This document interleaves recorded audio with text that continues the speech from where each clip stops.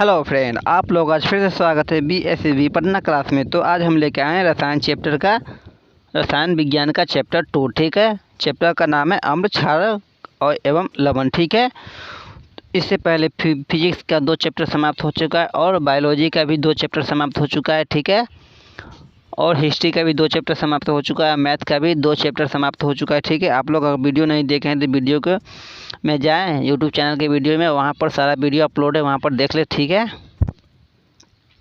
तो आज हम रासायनिक विज्ञान का चैप्टर 2 अम्ल, क्षारक एवं लवण का VVI टॉपिक पढ़ेंगे। ठीक है, जो बहुत महत्वपूर्ण टॉपिक होगा। इसी टॉपिक के थ्रू हम अति लघुत्तरीय भी क्वेश्चन कराएंगे और ऑब्जेक्टिव क्वेश्चन भी कराएंगे।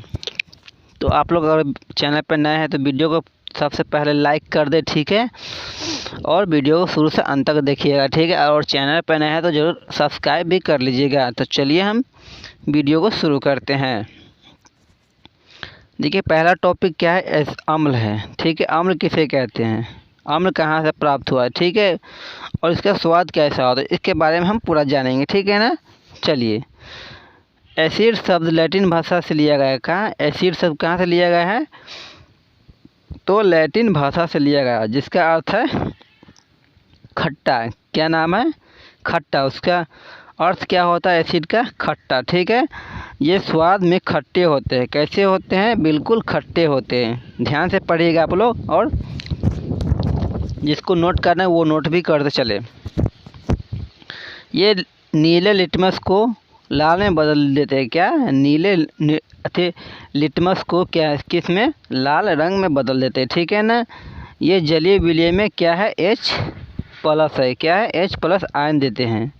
ठीक है ना, H+ आयन देते हैं। तो ये आपको अम्ल टॉपिक ख़त्म हो गया ना। इसी में से अगर पूछा जाएगा आपके ऑब्जेक्टिव क्वेश्चन में,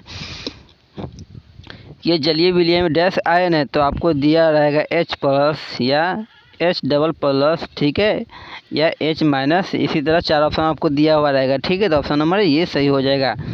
इसी तरह इसमें पूछा जाएगा एसिड शब्द कहाँ से लिया गया है। ठीक है, एसिड शब्द कहाँ से लिया गया था, आप लोग जानिएगा तब तो मारिएगा कि हाँ लैटिन भाषा से लिया गया। ठीक है, तो इसी तरह से ऑब्जेक्टिव भी बनता चले जाएगा आपको। चलिए, अब दूसरा टॉपिक हम देख लेते हैं।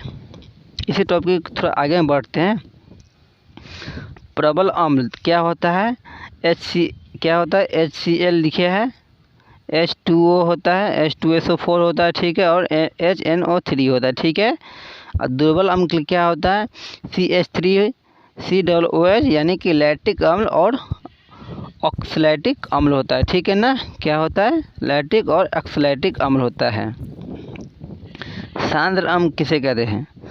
जिसमें अम्ल अधिक मात्रा में होते हैं जबकि जल अल्प मात्रा में होता है, उसे हम सांद्र अम्ल कहते हैं। ठीक है ना।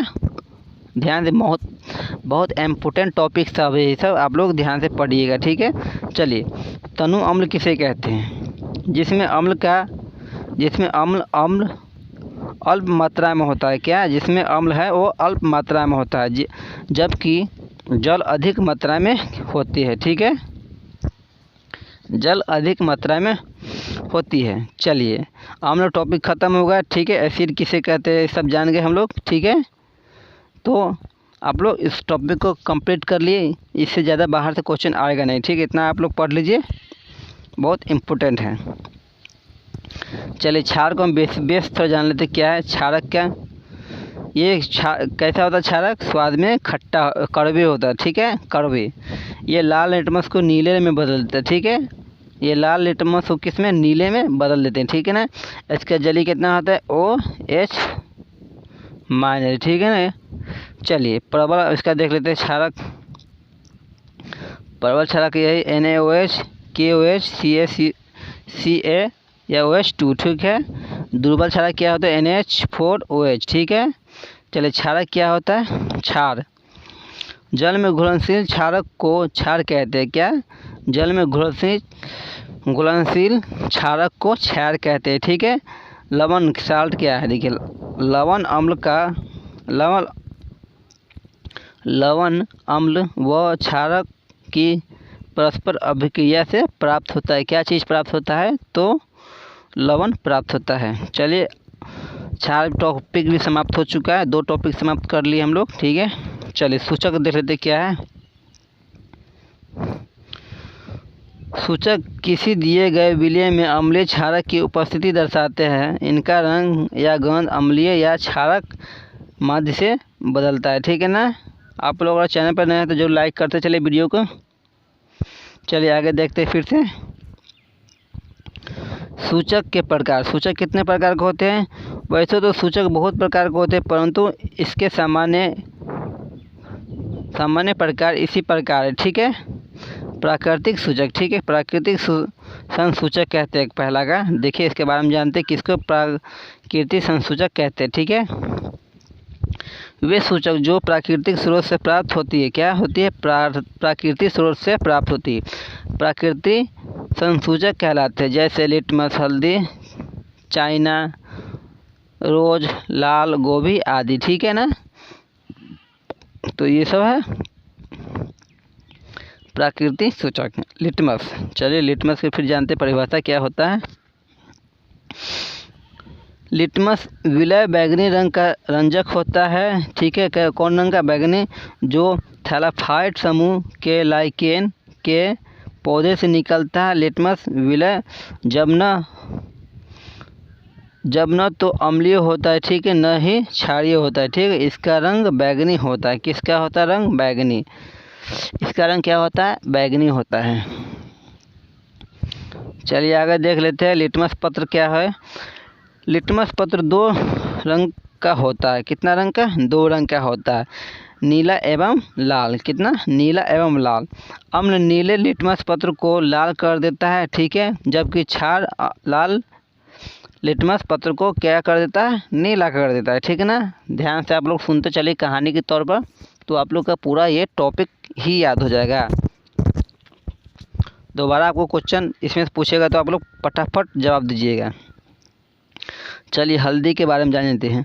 हल्दी भी एक अन्य प्रकार का प्राकृतिक सूचक है। यह पीला रंग का होता है। जब कई बार आपने देखा होगा जब किसी सफ़ेद कपड़े पर सब्जी का दाग लग जाता है और जब इसे साबुन से धोते हैं तो यह उसका दाग से धब्बे को भूरा लाल कर देता है। ठीक है, अम्ल के साथ ही हल्दी के रंग में कोई परिवर्तन नहीं होता है। क्षारक के साथ इसका रंग भूरा लाल हो जाता है। ठीक है, इस तरह से इसका पूरा लिखा हुआ है हल्दी के बारे में। संश्लेषित सूचक क्या है? देखिए एक प्राकृतिक था, अब संश्लेषित सूचक के बारे में जानते हैं। ये वे सूचक है जो प्राकृतिक नहीं होते, अपितु ये रासायनिक पदार्थों द्वारा बनाए गए होते हैं, जो जैसे मेथिल और ऑरेंज एवं फिनेल्फ्थीलीन आदि। इनका उपयोग अम्ल एवं क्षारक की जांच के लिए होता है। ठीक है ना। चलिए आगे देख लेते थे टॉपिक। गंधीय सूचक क्या होता है? कुछ ऐसे पदार्थ होते हैं जिनका गंध अम्लीय या क्षारीय माध्यम से बदलती है। ऐसे पदार्थ को गंधीय सूचक कहते हैं, जैसे वैलिन, प्याज एवं लौंग आदि। सार्वत्रिक सूचक क्या है? सार्वत्रिक सूचक अनेक सूचकों का मिश्रण से होता है। लिटमस, मेथिलीन, ऑरेंज एवं फिनोल्फ्थीलीन आदि जैसे सूचकों के उपयोग से किसी विलय के केवल अम्लीय एवं क्षारीय प्रकृति तथा पता लगाया जा सकता है, परंतु इसका सार्वत्रिक सूचक को प्रयोग से अम्ल या क्षारक की प्रकृति के साथ साथ उनकी प्रबलता की माप भी बदलता है। ठीक है ना। देखिए यहाँ पर आपको पूरा सूचक दिया हुआ है और रंग गंध भी दिया हुआ है। ठीक है, लिटमस हो गया लाल है, ये नीला कर देता है। लाल पत्ता गोभी का लाल है तो हरा हो जाता है। ठीक है, क्षार में अम्ल और क्षार का अलग अलग बताया। हल्दी कोई बदलाव नहीं होता है, लाल का लाल ही होता है। देखिए आपको मेथिलीन ऑरेंज लाल है तो यहाँ नीला है, पीला है, इसी तरह आपको पूरा इसमें बताया गया है। ठीक है, गंधीय सूचक सब सूचक के बारे में बताया गया है।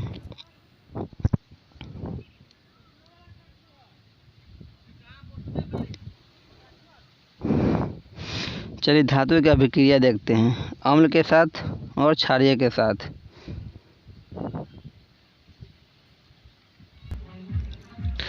तो दूसरा टॉपिक है पॉप टेस्ट। ठीक है। पॉप टेस्ट के बारे में जानते हैं। हाइड्रोजन गैस से निहित परखनली के पास जब एक जलती हुई मोमबत्ती लाई जाती है तो पॉप की क्या होती है, ध्वनि उत्पन्न होती है। ठीक है। इस टेस्ट को हम हाइड्रोजन की उपस्थिति दर्शाने के लिए प्रयोग करते हैं। किसका दर्शाने के लिए, तो हाइड्रोजन की उपस्थिति दर्शाने के लिए। चलिए आगे देखते हैं। धातु कार्बोनेट तथा धातु बाइकार्बोनेट की अभिक्रिया। अम्ल के साथ और क्षार के साथ हम अभिक्रिया कराएंगे। ठीक है। देखिए अम्ल के साथ कराते हैं अभिक्रिया इस तरह से, अम्ल प्लस धातु कार्बोनेट प्लस लवण प्लस कार्बन डाइऑक्साइड यानी CO2 प्लस जल के साथ कराएंगे तो कोई अभिक्रिया नहीं होती है। ठीक है। यहाँ पर अम्ल प्लस धातु कार्बोनेट प्लस लवण प्लस CO2 जल के साथ कराएंगे तो भी कोई अति नहीं मिलता। ठीक है। तो CO2 की जांच टेस्ट उत्पादित कार्बन डाइऑक्साइड को चूने के पानी से प्रवाहित करने पर पानी कैसा होता है, दूधिया होता है। ठीक है ना, दूधिया हो जाता है। चलिए आगे देखते हैं।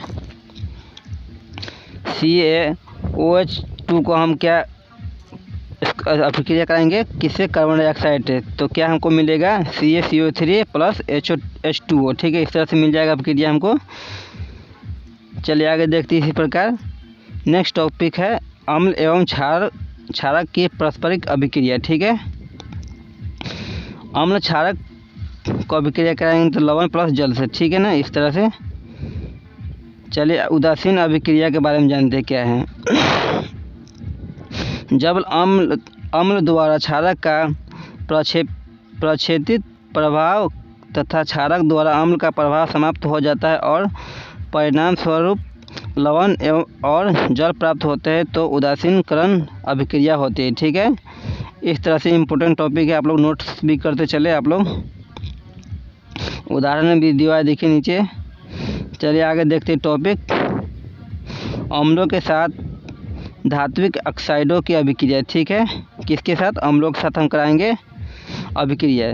धात्विक ऑक्साइड प्लस अम्ल को कराएंगे तो क्या होगा, लवण प्लस जल मिलेगा। ठीक है ना, इस तरह से। कैल्शियम क्लोराइड को बनाने के लिए विलय का नीला रंग हो जाता है। ठीक है। चलिए आगे देखते हैं। धात्विक ऑक्साइड की प्रवृत्ति क्षारीय होती है क्योंकि ये अम्ल के साथ क्रिया करके लवण और जल बनते हैं। ठीक है ना। उदाहरण देखते हैं CO प्लस यानी MgO। ठीक है। चलिए आगे देखते हैं। अधात्विक ऑक्साइड प्रवृत्ति में अम्लीय होते हैं तथा विद्युत धारा प्रवाहित करते हैं। इस तरह से देखिए नीचे दिया पर दर्शाया गया है, देख सकते हैं आप लोग। अम्ल की अभिक्रिया यहाँ से कराए हैं तो धातु प्लस कार्बोनेटिक लवण को CO2 प्लस H2O से कराए हैं, फिर धातु को लवण H2O से कराए। इस तरह से बताया गया है। चलिए आगे देखते हैं अम्लों व क्षारकों की सामान्यताएं। अम्ल H प्लस आयन को उत्पन्न करते हैं, फिर क्षार को क्या OH माइनस से आयन को उत्पन्न करते हैं। ठीक है। इस तरह से जब कोई अम्ल या क्षारक जल में मिलाया जाता है तो तनुकृत हो जाता है। जल में मिलने पर आयन की सांद्रता क्या होता है, H3O प्लस या OH माइनस में प्रति इकाई आयतन की कमी हो जाता है। ठीक है। चलिए क्षार तथा अम्ल की प्रबलता देखते हैं क्या टॉपिक इसके बारे में। किसी क्षार या अम्ल की प्रबलता उसके द्वारा उत्पन्न H प्लस आयन या OH माइनस आयनों की संख्या पर निर्भर करती है। ठीक है। किसी अम्ल या क्षार की प्रबलता हम एक सार्वभौमिक सूचक द्वारा ज्ञात कर सकते हैं। सार्वभौमिक सूचक देखते हैं क्या है इसके टॉपिक में। अनेक सूचनाओं को मिश्रित होती है। ठीक है। यह सूचना किसी विलय में हाइड्रोजन आयन की विभिन्न सांद्रता को विभिन्न रंगों में प्रदर्शित करते कि। ठीक है। चलिए आगे देखते हैं। जलीय विलय में अम्ल और क्षार की अभिक्रिया कराएंगे। ठीक है। फिर जल की उपस्थिति में अम्ल H प्लस आयन की उत्पन्न कहते हैं। H plus ion H3O plus. ठीक है। इस तरह से इसको दर्शाएंगे। नीचे देखिए इस तरह से दर्शाए हुए पूरा देख लिए। चलिए आगे देखते हैं। सभी क्षारक जल में घुलनशील नहीं होते। जल में घुलनशील क्षारक को क्षार कहते हैं। सभी क्षारक होते परंतु सभी क्षारक क्षार नहीं होते। ठीक है। जल के साथ अम्ल या क्षारक को मिलते समय सावधानी बरतनी चाहिए। ठीक है। हमेशा अम्ल या क्षारक को जल में ही मिलाना चाहिए और लगातार इसे हिलाते रहना चाहिए क्योंकि यह प्रतिक्रिया अत्यंत ऊष्माक्षेपी है। ठीक है, देखिए यहाँ पर मिलाया गया है इस तरह से, पिक्चर देखिए आप लोग, इसे बताया गया इस तरह से, अम्ल और जल है, दोनों है। चलिए आगे देखते हैं। सांद्र अम्ल में जल मिलाने पर उत्पन्न हुई ऊष्मा को के कारण मिश्रण अस्फलित होकर बाहर आ सकता है तथा आप जल सकते हैं। ठीक है, साथ ही अत्यधिक स्थानीय ताप को कारण कांच का पात्र भी टूट सकता है। अब नेक्स्ट टॉपिक क्या है, जल को अम्ल में डालने से मिश्रित अस्फलित होकर बाहर आ सकता है। स्थानीय ताप के कारण कांच का पात्र क्या होता है, टूट सकता है। चलिए पीएच स्केल देखते हैं, क्या है पीएच स्केल। किसी विलय में उपस्थित H+ आयन की सांद्रता ज्ञात करने के लिए एक स्केल विकसित किया गया है जिसे पीएच स्केल कहते हैं। ठीक है, पीएच में पी क्या है, पूर्णांक है, जो एक जर्मन शब्द है। कहाँ का शब्द है, जर्मन का शब्द है। ठीक है, जिसका अर्थ होता है शक्ति अगर। ठीक है, पीएच 7 क्या है, उदासीन विलय है, पीएच अम्लीय विलय है और पीएच क्षारीय विलय। ठीक है, इस तरह से यह स्केल 0 से शुरू होता है और कहाँ तक ख़त्म होता है, तो 14 तक। ठीक है, पीएच ज्ञात करने के लिए उपयोग में लाया जाता है। देखिए यहाँ पर, देखिए बताया गया पिक्चर में आपको। चलिए आगे देख लेते हैं, दैनिक जीवन में पीएच का महत्व क्या है। पौधे एवं पशु पीएच में प्रति संवेदनशील होता है। हमारा शरीर 7.0 से 7.8 पीएच पारस के बीच कार्य करता है। ठीक है, वर्षा के जल के पीएच मान का कितना होता है, तो 5.6 से कम हो जाती है तो वह अन्य अम्लीय वर्षा कहलाती है। ठीक है, इस तरह से नोट कर लीजिएगा आप लोग। चलिए मिट्टी का पीएच मान देख लेते हैं। ठीक है, अच्छी उपज के लिए पौधे की एक विशिष्ट पीएच पारस की आवश्यकता होती है। यदि किसी स्थान की मिट्टी का पीएच कम या अधिक हो तो किसान उसमें क्या आवश्यकता अनुसार अम्लीय या क्षारीय पदार्थ मिलाते हैं। ठीक है, हमारे पाचन तंत्र का पीएच मान देखते हैं। ठीक है, हमारा उदर हाइड्रोक्लोराइड अम्ल उत्पन्न करता है जो भोजन के पाचन में सहायता होते हैं। अपचित की स्थिति में उदर अधिक मात्रा में अम्ल उत्पन्न करता है जिसके कारण उदर में दर्द व जलन का अनुभव होता है। इस दर्द को मुक्त होने के लिए एंटासिड जैसे क्षारकों का उपयोग किया जाता है जो अम्ल की अधिक की मात्रा में उदासीन करता है। ठीक, जैसे मिल्क ऑफ मैग्नीशिया। पीएच परिवर्तन के कारण दंत क्षय। मुंह में पीएच का मान कितना होता है, तो 5.5 से कम होने पर दांत का क्षय क्या होता है, प्रारंभ हो जाता है। दांत का इनामल कैल्शियम फास्फेट से बना होता है। ठीक है, जो कि शरीर का सबसे कठोर पदार्थ होता है। ठीक है, यह जल में नहीं घुलता है लेकिन मुंह में पीएच का मान 5.5 से कम होने पर संचरित हो जाता है। क्षारीय दंत मंजक का उपयोग करने से अम्ल की अधिक मात्रा में को उदासीन किया जा सकता है। ठीक है, चलिए आगे देखते हैं, पौधे एवं पशुओं एवं पौधे द्वारा उत्पन्न रसायनों का आत्मरक्षा। मधुमक्खी का डंक एक अम्ल छोड़ता है जिसके कारण दर्द एवं जलन का अनुभव होता है। ठीक है, डंक मारे गए अंग में बेकिंग सोडा के उपयोग से आराम मिलता है। ठीक है, किससे, तो बेकिंग सोडा से। नेटल के डंक वाले बाल मैथनोइक अम्ल छोड़ देता है। ठीक है, जिसके कारण जलन वाले दर्द का अनुभव होता है। इसका इलाज डंक वाले स्थान पर डंक पौधे की पत्ती रगड़कर किया जाता है। ठीक है, तो देखिए इस तरह से पीएच मान भी दिया हुआ है। आप लोग देखिए, उदासीन का कितना है, 7, अम्लीय का 7 से कम होता है। ठीक है, क्षारीय का 7 से अधिक होता है। ठीक है, साधारण नमक से रसायन का भी किया। देखिए सोडियम हाइड्रॉक्स NaOH होता है। व्यंजन चूर्ण का क्या होता है, CaOCl2 होता है। बेकिंग सोडा क्या होता है, NaHCO3 होता है। ठीक है, उसी तरह धोने का सोडा है और प्लास्टर ऑफ पेरिस का भी दिया हुआ है। चलिए सोडियम हाइड्रोक्साइड के बारे में जानते हैं। सोडियम क्लोराइड को जलीय विलय से विद्युत प्रवाहित करने पर यह क्या होता है, विभाजित होकर सोडियम हाइड्रोक्साइड उत्पन्न करता है। इस प्रक्रिया को क्या कहते हैं, क्लोरो क्षार प्रक्रिया कहते हैं। देखिए आपको पिक्चर में दिखाया गया इस तरह से।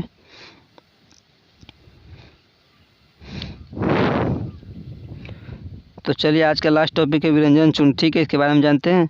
शुष्क बुझे हुए चूने पर क्लोरीन की क्रिया से विरंजन चूर्ण का निर्माण होते हैं। उपयोग में वस्त्र धोने के सूती व लिनेन की विरंजन के लिए, कागज़ की फैक्ट्री में लकड़ी को मज्जा के विरंजन के लिए, ठीक है, सी में है।